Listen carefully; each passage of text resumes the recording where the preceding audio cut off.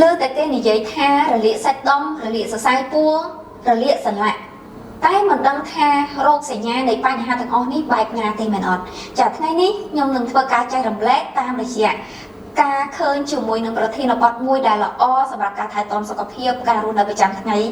ចំពោះបងប្អូនដែលកំពុងតែទស្សនាខ្លាំងមែនទែនចាក៏ចង់លើកឡើងជាមួយនឹងរោគសញ្ញាចម្បងមួយចំនួនដែលជារោគសញ្ញាអាចចូលរួមទៅលើបញ្ហារលាកទៅនឹងសាច់ដុំសរសៃពោះផងដែរចាចំពោះសញ្ញាទី1នេះគឺការឈឺចាប់នៅតាមសរសៃពោះដែលជាទូទៅកើតឡើងនៅ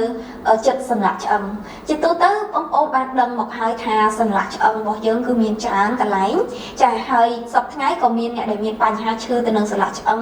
ក៏ច្រើនដូចគ្នាអ្នកខ្លះទៅកើតឡើងនៅពេលដែលចូលវ័យចំណាស់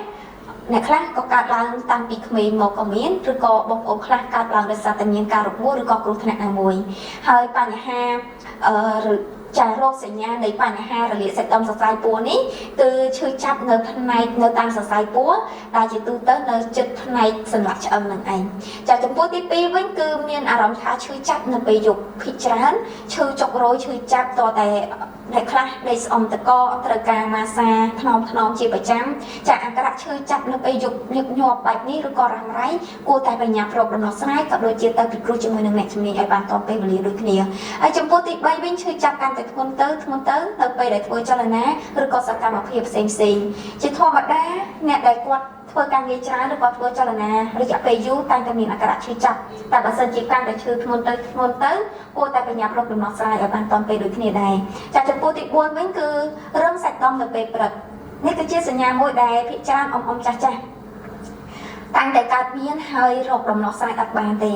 អ៊ំខ្លះតែងតែទុកបញ្ហានេះចោលឲ្យវាបាក់ទៅវិញទៅខ្លួនឯងតែខ្លះទៀតមិនបានបាក់ទៅវិញទៅខ្លួនឯងទេគឺកាន់តែឈឺទៅក៏មានដែរដូច្នេះក៏កុំគួរទុកឲ្យវាកាន់តែធ្ងន់ដូចគ្នាចំពោះ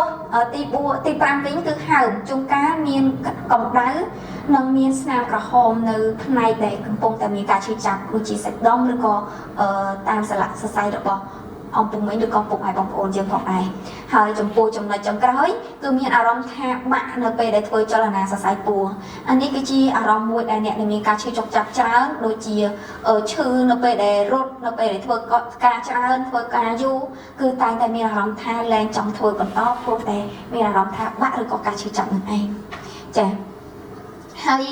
យើងក៏អាចការពារបានចំពោះជំងឺរលាកសន្លាក់សាច់ដុំសរសៃពោះនេះដោយវិធីច្រើនយ៉ាងមែនទែន